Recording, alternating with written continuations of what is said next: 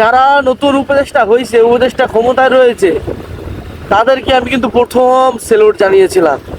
তো আজকে কিছু গুরুত্বপূর্ণ কথা বলবো, এটা আপনাকে মাথায় রাখতেই হবে। হ্যাঁ, আপনারা উপদেষ্টা দায়িত্ব পালন করছেন, আমরা অনেক খুশি। উন্নতির দিকে এগিয়ে যাবে, একটু সময় চাইছেন, সময় হবে, সেই সময় অনুযায়ী ভালো কাজ করবেন, সেটা আমরা মানতেছি। যেহেতু দায়িত্ব নিছেন ভালো কাজ করার জন্য, ভালো কাজ হবেই। তো আমি গতকালকে ইন্টারনেট প্যাকেজ কিনতে গেলাম, সেখানে দেখলাম আগের থেকে দাম দ্বিগুণ। আগের মতো আর দাম নেই। ইন্টারনেট প্যাকেজে যে দামটা কমবে, কই কমলো না তো, সেখানে এখনো চলছে দুর্নীতি।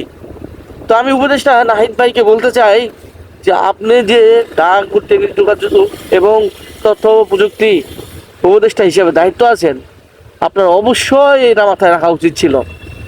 আমি মনে করি একটা খাত হলেও তো আপনার উন্নয়ন করা উচিত ছিল। ওই আপনার চেয়ারা বসছেন ঠিকই, কোনো উন্নয়ন দেখছি না। হ্যাঁ, যখন যেটা বিপ্লবী ঘটা কথা, যে কথা বলা দরকার সে কথাগুলো বলেই যাচ্ছেন, কিন্তু কাজেও তো প্রমাণ আনতে হবে। আমি আপনাকে একা দোষ করছেন, আপনার টিম মেম্বারকে আরও স্ট্রং করতে হবে, যাতে এই প্যাকেজগুলো মানুষ ইউজ করতে পারে। তো ইন্টারনেটে যদি 18 দিনের প্যাকেজ থাকে, এই প্যাকেজ যদি ইউজ করে 83 টাকা 2 জিবি যদি কিনতে হয়, তাহলে এ কেমন প্যাকেজ? 3 দিনের মেয়াদ।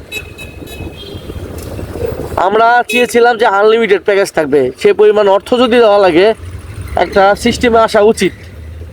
একটা সিস্টেমে আসলে হয়তোবা এই প্যাকেজ নিয়ন্ত্রণে আসবে। প্যাকেজ যদি নিয়ন্ত্রণে আসে, তাহলে সবাই ইন্টারনেটটা ইউজ করতে পারবে, নাহলে কিন্তু ইন্টারনেটটা ইউজ করতে পারবে না। ইন্টারনেট ইউজ করার জন্য নির্দিষ্ট একটা প্যাকেজ দরকার। তো গ্রামে যারা রয়েছে তারা তো সবাই ব্রডব্যান্ড ইউজ করে না, সবাই ইন্টারনেট প্যাকেজটাই কিনে। ধরেন অনেকেই কিন্তু নেটের উপর নির্ভরশীল। হ্যাঁ, ইন্টারনেটে কাজ করে অর্থ আয় করতে হয়।